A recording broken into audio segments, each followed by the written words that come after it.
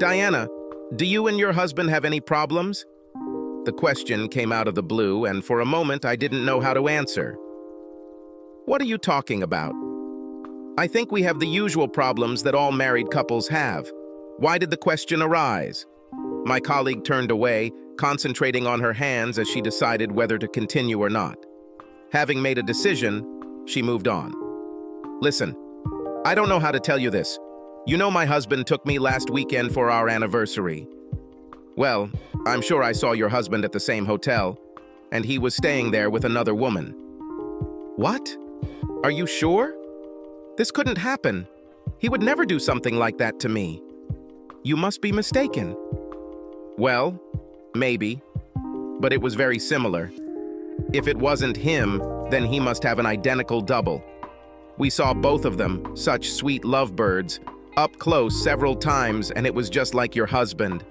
Mark went fishing with his buddies last weekend, so he said.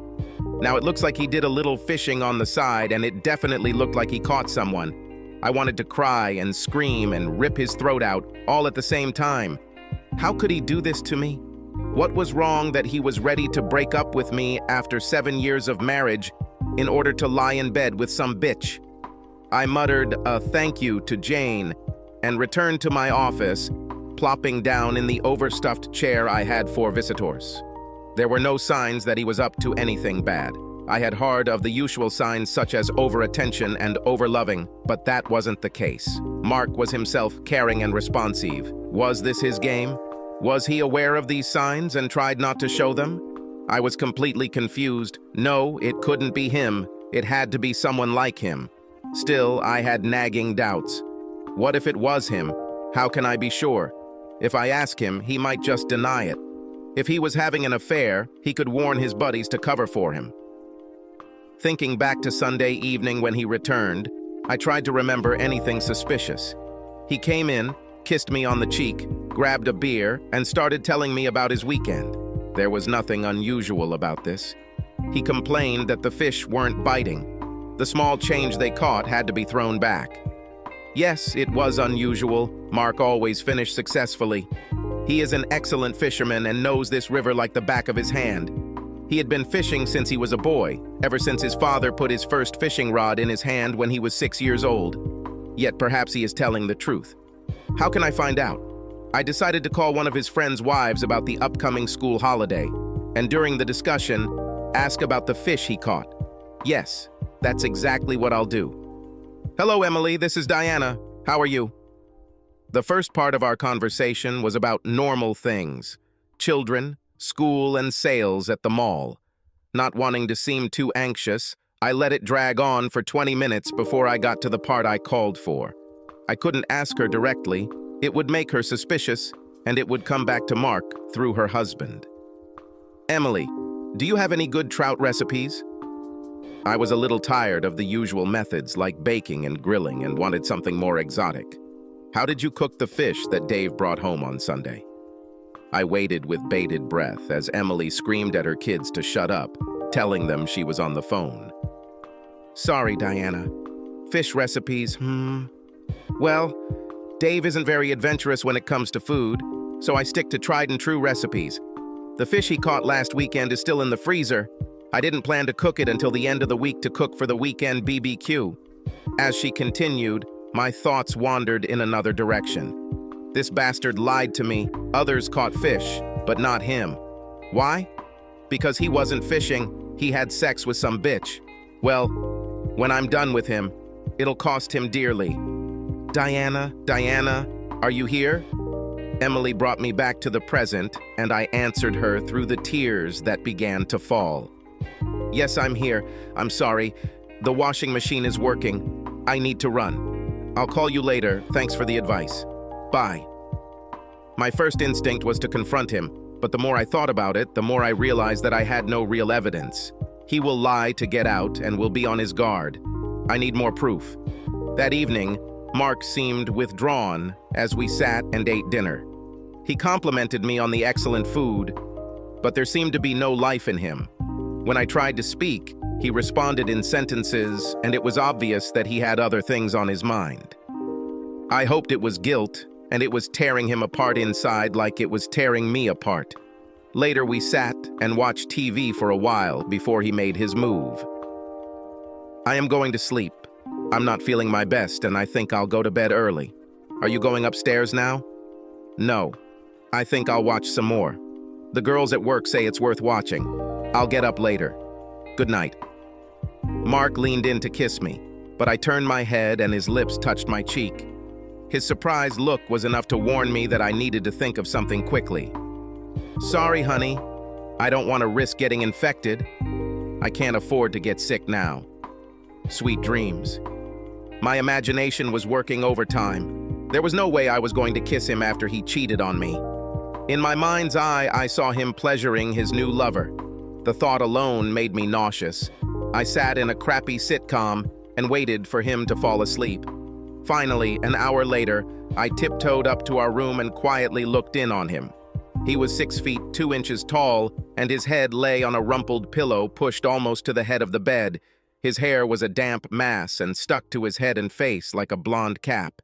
He was sweating profusely and his body was glistening with sweat. His sleep must have been restless as the sheets lay in a disorganized heap on his side of the bed. Mark usually slept peacefully, and I wondered if his restless sleep was caused by his guilty conscience or if he was dreaming about it. Damn him! Mark always slept naked, and tonight was no different. Lying on his back, his body was completely exposed to my gaze, and I looked at him in a new light. I loved this man with all my heart, and now I could lose him. Was this what I wanted? Maybe it was a one-time affair, and he will never cheat again. Did I really want to carry out my plan? I need to know. No matter how painful it might be, or what the consequences would be, I had to find out. Mark was my first true love, and the man I wanted to spend the rest of my life with. The man I would like to see as the father of my children. How could he put all this at risk? I quietly took his wallet from the bedside table and quickly checked it for evidence. What I expected to find was an address, a phone number, or even some condoms. When we were dating, Mark always had a spare in his wallet. I quickly realized that using a condom wasn't for me, so I started taking the pill, and he hasn't needed condoms since. This would be another nail in our marital coffin. There was no evidence in his wallet or pants pockets. So where else can I check? His briefcase and machine also gave the same sterile results. By this time, it almost became like a game. Every time I returned empty-handed, I felt disappointed, as if I had lost. Then I checked his email on our home computer, and when it was clear, I looked at his cell phone. No luck there either. I sat in the kitchen with a cup of coffee, trying to figure out what my next step would be. In my opinion, he was guilty, and the lack of evidence didn't mean a damn thing. I was excited, and the coffee only added to my hypertrophied state of mind. I thought about what I had done so far and decided that he wasn't so smart that he wouldn't leave some evidence of his deception. I just needed to find it. Suddenly it dawned on me. I knew where it would be, in his fishing gear, of course. He knew that I never tinkered with his fishing gear for fear of breaking something. Besides, I had no interest in fishing. In the garage, I had the same luck rummaging through his tackle box and other accessories. All I had was a couple of hooks in my fingers, which made me even more angry. I was almost ready to give up when I noticed his fishing jacket hanging on a hook outside the side door. This time, more carefully, so as not to hurt myself, I searched my pockets and finally found what I was looking for. A pack of free matches from the Hyatt in Carlton, a small town about 2 hours away. In my state of mind, this was enough to condemn him and hang him. We had never been to this particular hotel, and I couldn't think of a reasonable explanation for him being there alone. Let's see how he gets out of this. When it dawned on me that he had really cheated, the real pain began. I spent the next 2 hours alternating between anger, disappointment, and humiliation. I wanted to rush upstairs, drag him off our bed and face him. No, that wasn't enough. I wanted to hurt him the same way he hurt me. I needed to see him experience the same pain and suffering that I did. As I contemplated my next move, a little gem of an idea crept into my brain and slowly took shape. By the time I was ready to go to bed, I had almost formed my plan of attack. I was going to get revenge on that bastard. I'll have sex with someone, and then bring the evidence home to Mark. I'll show him that two can play this game. The problem was that I loved him, and the thought of losing him hurt me as much as the thought of him having an affair. I didn't want to divorce him, even though my first reaction was to throw his ass out on the street. Finding someone to have sex with was easy. At 32, I looked good, and the guys in the office flirted with me. A few sales reps I've dealt with have hit on me from time to time, but so far I've always turned them down. Now I had a group of guys to choose from, some of whom were real hotties. One young guy in particular, Andy. Most of the girls in the office drooled every time he walked in. He was only 21 years old and had just graduated from university on a sports scholarship. Andy is 6 feet tall, with dark, piercing eyes and a muscular body. Quiet and modest, he seemed oblivious to the influence he had on the women around him. He exuded innocence, which made him even more attractive. I made a decision.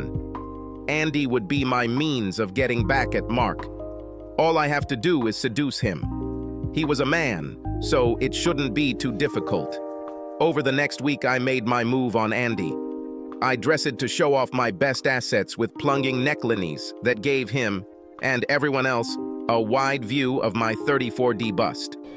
I also wore my shortest, tightest skirts. Of course, I had a lot of attention, and this time I played along with them. Flirting with guys made me feel wanted again. It's not that Mark didn't do all this for me.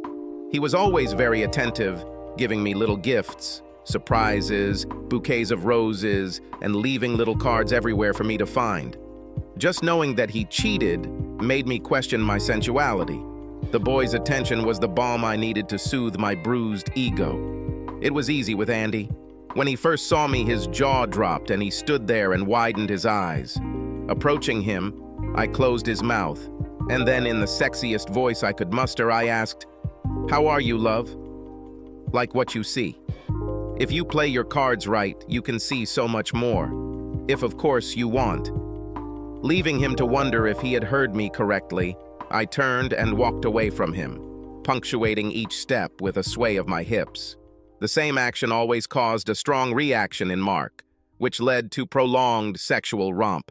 Will it have the same effect on Andy? Over the next 3 days, I continued to tease him, and he became more and more attentive and provocative in his flirting. Several girls told me to stop teasing him because it wasn't fair. He doesn't have much experience with women and may misunderstand. Jane, on the other hand, knew exactly what I was up to, and her advice was clearer. "Diana, what you are doing is not fair to Andy. He has no idea that you are using him to get back at your husband. If you have to do this, at least choose someone who can handle what's about to happen." "Thanks, Jane, but I think Andy will like it." Who knows? Maybe I'll make it a regular thing with him.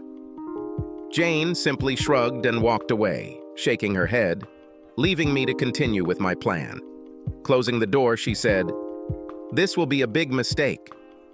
Andy was interested, but hadn't made any moves yet, and I was in a hurry. I froze Mark, stopping any intimate activities. Not understanding what was happening, he began to get upset because of my refusal to talk to him about our problem.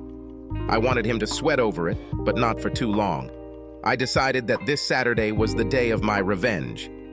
"Andy, are you busy on Saturday evening?" The light shining in his eyes told me the answer before he could croak, "No, I didn't plan anything. Why do you ask?" "Well, I thought you might want to take a lady to dinner and dancing and everything that follows. Are you interested?" "Hell yes." Then his face darkened. "But you are married. What about your husband?" "He doesn't need to know. Besides, we have some kind of agreement." I grinned. "He just doesn't know about it yet." "Yes, sure." His face lit up with a knowing smile. "Where will we go?" "Well, I was thinking about dinner at a small cozy restaurant, a few dances at a club, and then maybe we could find a room somewhere." "If you don't mind?" Andy blushed, but had recovered enough to realize that the next step was his. "Of course it sounds funny. I know such a place, and there is a motel not far from it. I can book a room." "Sounds like a date to me. You can pick me up at the north entrance of the shopping center parking lot at 7 in the evening, and we'll drive in your car." Leaning over to give him a better look at my tits, I kissed him on the lips and then whispered, "See you then, lover." The plan was in motion, and I don't think I could stop now even if I wanted to. The second step was to tell Mark that I was having a bachelorette party and wouldn't be back until later that evening. Heck, if Andy lives up to my dreams, I might not get home until Sunday. That evening after dinner, I left Mark. "Mark, honey, I called Susan today. She and some girls are going out somewhere on Saturday night. They invited me and I agreed. Oh, I hoped that we could have a good night together and solve our problems. Can't you go another time?" I gave Mark one of my stern, "don't mock me" looks and then told him, "I'll go whether you like it or not." It's not often that I get to go out somewhere, and perhaps another opportunity will present itself who knows when. Mark was about to answer but changed his mind and left the table. Turning at the door, he told me, "Thank you for your concern." Then he wandered off to his workshop, probably to play with his damn fishing gear. I saw the pain in his eyes and almost succumbed to it. But then I was overcome with anger and a vision of him with some blonde girl flashed through my head. "Fuck you!" I shouted after him. "This doesn't mean you care about my feelings." He walked away, and I don't think he heard the last part. This worked in my favor because he slept in the spare room for the next 2 nights. This might just become his permanent room if he's not careful, was my last thought before I went to bed that night. It was strange because it was the first time I slept alone since we got married. On Friday morning, he left before I woke up, so I didn't know how he was coping with it. I never realized how vindictive I could be, and this came as a real surprise to me. On the one hand, I was glad that he was in pain, but it was almost as painful for me to watch him suffer. I really love him, even despite his debauchery. I decided to try to relieve some of the stress on Friday night by hosting a special dinner for him. Baked potatoes, roasted asparagus, and one of the trout he caught a couple of weeks ago. Cook it in foil with herbs, chili, garlic, and olive oil. I knew it was one of his favorite foods, and it might calm him down a bit. It would also ease the guilt I was starting to feel. The phone rang just as I was putting the finishing touches on the table decoration. I pressed the phone to my shoulder. The background noise was loud and I could barely hear. "Hello, Diana. It's me, Mark. The guys are having a party tonight, and seeing that you're leaving tomorrow, I thought I'd spend the night with them. Don't wait. I'll probably come late." He hung up before I could answer. He sounded very angry, and for a moment I wondered if my revenge had been such a good idea. Damn him. Why is he doing this? Hanging out with the guys, I bet he's with his mistress again tonight. Well, let's see who has the best time. I tried to sleep, but tossed and turned until he came at 3 a.m. I heard his door close and then 2 thuds as his shoes hit the floor. After that, nothing. On Saturday morning, I got up early and prepared another surprise for him. When Mark finally surfaced, it was 12:30 and he looked like crap. He was wearing the same clothes he'd been in the day before, but instead of the neat look he'd left with, he was now disheveled and bleary-eyed. The front of his shirt was stained, and the right knee of his beige pants was covered in dirt. A grunt was the only response to my cheerful, "Good afternoon." I have to admit that it was more to piss him off than how I actually felt. Taking a cup of coffee, he sat, or rather sat limply, at the kitchen table. "I saved your dinner for you. This is your favorite dish, so I thought you might like it for lunch." With these words, I placed a plate with burnt remains in front of him. 2 hours in the oven on high can have a serious impact on this type of food. It took him a few minutes to realize what I had done. Pushing him away, he groaned, "Very funny." After finishing his coffee, he returned to bed to sleep off his hangover. Maybe he was with the boys last night. He would, of course, be of little use in bed in the state he was in. Maybe she left him. This thought made me smile. "Well, Marky, if you think you're feeling bad now, wait until I get home tonight or sometime." Saturday passed quickly. Without Mark, I could spend as much time preparing as I wanted without worrying about what he would think. Not that I really care at the moment. This plan had a life of its own, and I was being dragged along by the forces that controlled it. By 6, I was almost done getting ready and had just put on my dress. I decided not to wear a bra or panties for 2 reasons. Firstly, I thought Andy would be able to better appreciate my body if he felt me while dancing. Secondly, my underwear was expensive, and I didn't want to lose anything. Mark got out of the shower while I was choosing shoes. I didn't hear him get up and go to the bathroom. He came into our room to get some fresh clothes and saw what I was about to wear. Damn it, Diana, you're not going to meet girls dressed like that. Are you on a date with someone? Don't do this. We can discuss everything. Please don't do this. His pleading made him sound like a weakling, which only made me angrier. I couldn't stand it and yelled at him, "I told you that I was dating girls. If you want to talk, we can talk when I get home. Maybe then you'll listen to me. Now pack your things and get out. I need to finish getting dressed or I'll be late." Mark stood and watched, and then said something I never expected to hear. Any thoughts I had that he was a weakling were quickly dispelled by the strength in his voice. "Diana, I know that you are cheating on me. I don't know who, but when I find out, he will be named in the divorce. Your attitude towards me in the last 2 weeks has been so distant, and now this. I can only come to one conclusion. You are having an affair." A tear fell from his eye and he wiped it away before continuing. "I won't be a cuckold. If I find evidence that you cheated, our marriage will be over. Think about this before you leave tonight." When he grabbed his clothes from the closet, I answered him, "Sauce for goose is sauce for goose." Not quite understanding what I meant, he went to the guest room to get dressed.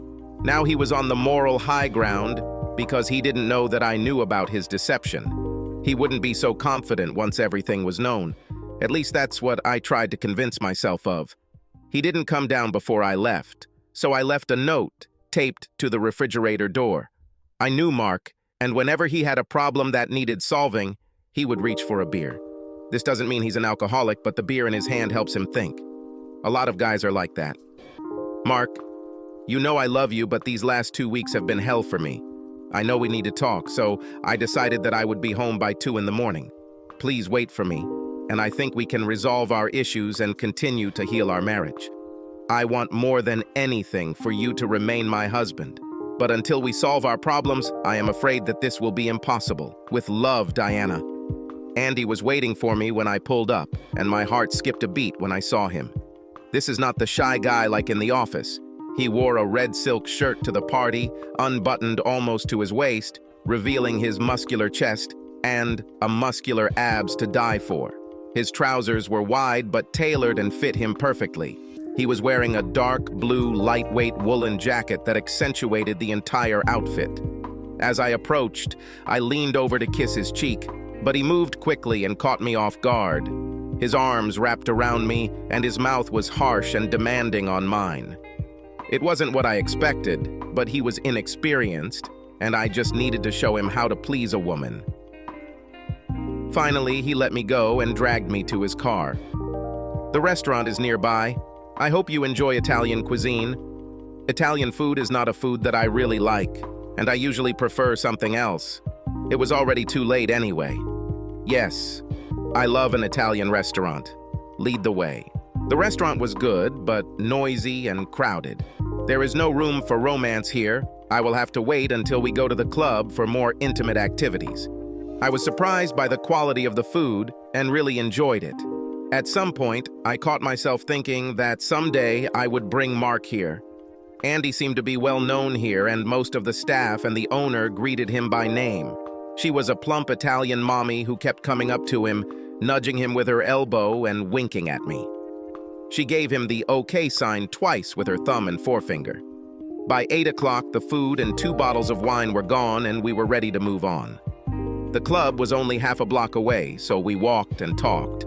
I took his hand and pressed myself against him, watching the envious glances of the other girls we passed by. "You were very popular there. I understand this is not your first time?" "Hell no, I spend all my first dates there. It kind of sets the stage for later, don't you think?" I grumbled something back while I processed the information. It wasn't his first real date, but so what? He was shy and awkward and was probably a virgin. There was little in the atmosphere of the restaurant that set the mood for anything. His inexperience shows again.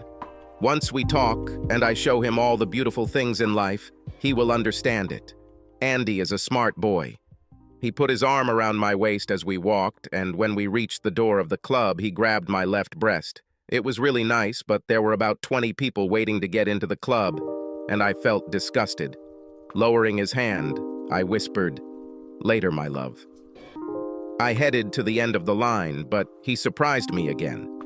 Andy walked up to the bouncer at the door and high-fived him. "Hey man, how are you? Is there some room for two?" The bouncer smiled at him and then looked at the disgruntled guys in line. "For my best client? Always." Having removed the chain, he let us through. Andy slipped him some money.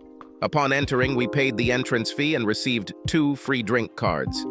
A deafening noise hit me, causing even the walls to tremble. We squeezed onto the small dance floor and tried to follow some kind of rhythm. This was impossible, and in the end, I motioned for him to come into the corner to give us some breathing space. Now we could start to really have fun. The couples around us were hugging and groping each other, and I felt less self-conscious in the darkened room. Grabbing him, I planted a deep French kiss on his lips, determined to teach him how to kiss to please a woman. He came back with a kiss that made my knees weak. His tongue reached out to mine and explored the depths of my mouth. For the next hour, we hugged and groped each other. At 9:30, I was just getting into the mood, and the music had dulled my senses so much that I no longer felt like I was inside a bass drum in the middle of a parade. "Damn it! Look at the time! We better leave." The motel is right across the street. "But Andy, I'm just starting to have fun, and we still have a lot of time." "No, I told them that we will be there until 10.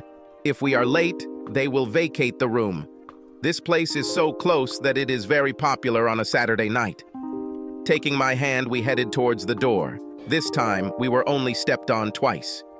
Once outside, I wondered if I had gone permanently deaf, as I had difficulty hearing traffic or people in line. Without waiting, Andy grabbed me by the arm and dragged me across the street, dodging cars inch by inch, shouting insults at the drivers if they honked at us. This night was turning into a nightmare, and I decided that this would be my one and only evening with Andy, unless he surprised me in bed, which is what he did. Once at the door, Andy grabbed me and kissed me while pulling my dress off. I tried to calm him down, but it had no effect. "Calm down, darling. Let me show you how to please a woman." Wiggling his eyebrows, which I hate, he grinned. "I've never had a complaint until now." Okay, so he wasn't a virgin, but at least he had some inexperience. His whole approach told me that he lacked practice in pleasing a woman. "Oh yes. And how many girls were there?" "Girls! God, I quit having sex with them when I was 17. You won't believe how many horny women hang around the highway looking for adventure. Teachers, PTA members, and mothers of other athletes. It's been a buffet for 4 years. Was this guy joking? If he's been hanging out with real women for 4 years, hasn't he learned anything? Let's calm down and play a little first. We have a few hours to do the real thing. Yes, I love foreplay." Having said this, he threw off his boxers and pushed me to my knees in front of him. God, he was an idiot for what I got myself into. Jane was right. I should have chosen one of the older guys or maybe just met Mark face to face. This evening I have to go through it. I would get rid of him as quickly as possible and then go home early. Collapsed on the bed, he grinned at me and said, "How was that? How was it?" God, absolutely terrible. Well, Mark could catch up later. An excellent lover, but I have to go. I have a date with my husband, and I wouldn't want to be late. How late is it, damn it? It was only 10 in the evening. We were only in the room for 20 minutes. Ooh, you can't leave yet. I have a pleasant surprise for you. While looking for my dress and shoes, I told him, "I'll worry about that another time, baby. But right now I'm in a hurry." You can't leave. What will I tell my friends when they arrive? They were looking forward to it. I told them how hot you are and how you can handle all of them. I did it for you, baby. I know what people like you need. He said it as if he was sure it would change my mind. You did what? How dare you? Who the hell do you think you are? I'm not one of those girls. From where I am, I see a married woman cheating on her husband. Now stop pretending and come back here." Unfortunately for him, the closest thing to me was a lamp sitting on the bedside table. It had a heavy ceramic base that hit him on the head, causing him to freeze. Not sure if I had killed him. I checked his pulse and breathing, and he seemed fine. A trickle of blood was running down his cheek, and he would have a terrible headache when he woke up. Well, damn it, he deserved it. I grabbed my purse and ran out of the room, leaving the door ajar so his friends could find him and keep an eye on him. I ran, blinded by tears, 3 blocks to my car and collapsed behind the wheel. I had to wait until my hand stopped shaking before I could put the key in the ignition and start the damn thing. A date that was so promising turned into hell. I was angry and upset with Andy. He made me look like a fool with his innocent little boy behavior, and I, the idiot I am, fell for it. Maybe I'm old-fashioned, but there should be some romance in a date. But this new age approach didn't seem to involve any seduction on the guy's part. The journey home was a mixture of humiliation and pain. I couldn't blame Mark for that. I brought this on myself, so I had to deal with it. One good thing is that I was no longer excited. Pulling into the driveway, I sat for a moment and then braced myself for what was to come.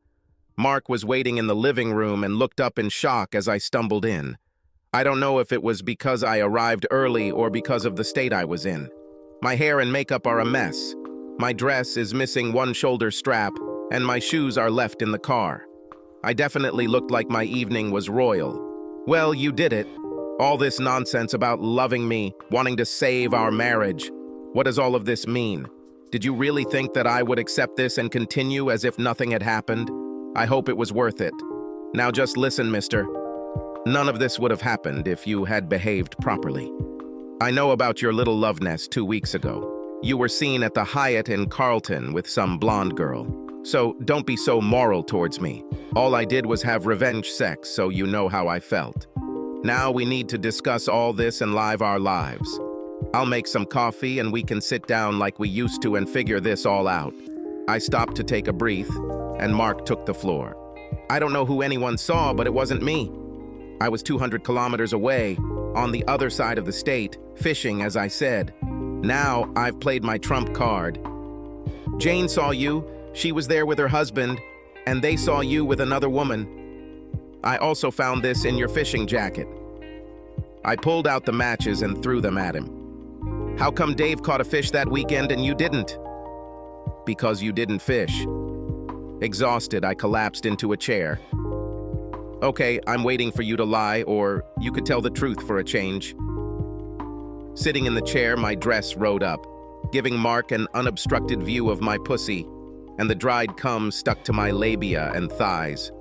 Mark's look of disgust made me feel cold, and I shuddered. First of all, Dave almost never fishes, but he likes to go out with us. Either we give him a couple of pieces to keep Emily quiet, or, as in this case, he buys them on the way home. The matches are not mine. They belong to Steve. He travels with his work and probably picked them up during his trip. One evening, he gave them to me to light, and I must have put them in my pocket. Mark was angry, and I had to admit that he was either telling the truth or thinking fast. What about Jane seeing you? Explain that. I don't know this, Jane, so I can't explain it, but I can prove that I was on the other side of the state on Saturday afternoon. He pulled out his wallet and pulled out a gas receipt, stamped and dated from a gas station on the other side of the state, just as he said. Damn, he was good. He must have figured out in advance what I was mad about and managed to forge that receipt. It even had his car registration on it. I almost told him it was a fake, but then I remembered I saw the receipt in his wallet the night I checked. Everything didn't go as I planned. But Jane said, "Who the hell is Jane?" "You know Jane, who works with me." "No, I don't know her. I've heard you talk about her, but I've never met her. When we meet, of course, I will tell her everything I think. Why did she want to destroy my marriage? Why did I upset her so much?" He was right. She had never met him. How did she know it was him? She saw his photograph on my desk quite often. That must be the case. While I was thinking about this, Mark disappeared into the kitchen, probably to get another beer so we could work things out. Here are your things. Let me know where you're staying and I'll send the rest. He returned with 2 suitcases, which he threw in front of me. Taking my purse, he took out the house key. On Monday morning, I met with a lawyer and filed for divorce. I transferred half of the joint funds to my own account. What remains in the joint account is yours. Now get out. This couldn't happen. What have I done? He denied cheating on me even after he was seen. Okay, he explained other things, but not this. He probably swapped cars with Steve or someone else, and they filled up with gas to cover for him. That's all. He just acted macho and took responsibility. As soon as he calms down, we'll work things out. Okay, I'll go, but let's talk about this before you start spending money on a divorce lawyer. I know that you will understand what's what as soon as you calm down. Taking the bags, I carried them to the car and sat down, wondering where to go next. I didn't want to go to my mother, especially like that. The next option was a local hotel. I looked terrible. They did give me a room, but with strict instructions, no men. Who could blame them? It took all my willpower, but I gave Mark a chance to think. For 2 weeks, I waited for him to come to his senses and come back to me. Finally, I had enough and called him at home. As soon as he heard my voice, he hung up. I called back twice and he did the same thing each time. I waited an hour, then tried again, but it was busy. He took the phone off the hook. The next day I called him at work, but the secretary told me that he was not accepting my calls. If I have something important, I should contact his lawyer. Mark held onto his weapon and refused to talk to me. For 3 months, I tried to get him to talk to me and understand the reason. If I could come to terms with his cheating, why couldn't he do the same? Every day I became more and more upset. How could he not understand my point of view? I lost all my anger, replacing it with bouts of depression and bouts of crying. My life was turning into crap and I didn't understand why. I then tried to wait for him at home, but he just looked at me, then ignored me and walked inside, closing the door in my face. The next day, I was given an intervention order at work. This prohibited me from attempting to contact Mark directly and from approaching within 100 meters of him. Andy made sure to get revenge by telling everyone at work that I had fun with him and his mates. Even though I denied it, everyone else saw me teasing him and believed his story. All the men hit on me for weeks until I kneed Andy in the balls, and that's when they realized I couldn't afford to stay at the hotel. So I returned home to my parents. They sympathized with me, but said it was my own fault. I should have talked to Mark. As Dad said, 2 wrongs don't make a right. I lived in the hope that he would not go for a divorce. He was just trying to scare me into backing off and apologizing. How the hell could I apologize if he didn't want to talk to me? I remember that Tuesday clearly. I was sitting at my desk finishing the bill when the secretary called and said that 2 men wanted to see me at the counter. Thinking they were salespeople, I put on my best smile and walked towards them. Mark stood there with another man, talking quietly. My heart skipped a beat. Did he forgive me? Mark nodded in my direction and said something to another man who approached me. Mark stood aside, not taking part in what was about to happen. Then I realized that my marriage was over. Diana Andrews? I nodded affirmatively, unable to speak. Your husband, Mark Andrews, is filing divorce papers with you. The basis for this is your adultery. If you do not have a lawyer, then I suggest you do so as soon as possible. Nodding to Mark, he left, having completed the task assigned to him. Mark, no, I thought you loved me. How could you do this to us? I love you. I know we have problems, but we can certainly overcome them if we love each other. Mark's voice was cold, his words calculating and almost emotionless. I truly loved you with all my heart, but you took this love and tore it out of me, and with it, my heart. Now all I feel for you is pity. You decided to listen to someone who doesn't even know me. Anyway, where is that bitch? I want to say a few words to her. Yes, she will prove that you cheated and we can forget about it. I'll call her. Running up to the desk, I asked the giggling secretary to call Jane for me. Jane came and I thought I could finally get him to admit the truth. Jane, Tell Mark what you saw that weekend at the hotel. Jane shrugged and told her story again. I saw your husband staying there with another woman. Mark gasped. Did you see me staying at the Hyatt in Carlton? Jane shook her head. No, I saw her husband, not you, and it wasn't the Hyatt. We stayed at the Regent Hotel in West Bend. Mark and I were both confused, but for different reasons. What is she talking about? Jane turned to me and said, I don't know what's going on here, but I saw the same man who came here and picked you up for lunch and after work. The man you took with you to that 3-day conference in August 2 years ago. You introduced him to us as your husband, Wally. Fear paralyzed me when I realized she was talking about a guy I had a brief affair with 2 years ago. This story completely slipped my mind. Jane didn't really know my husband. It dawned on Mark at that very moment, and an expression of triumph crossed his face. Mark turned and walked out, shouting for everyone to hear, "See you in court!" My fate was sealed. Subscribe to our channel so that your second chaff doesn't cheat on you, and go ahead and listen to the next story, because this story is nothing compared to the next one. If you're under 18, don't even think about listening to the next one.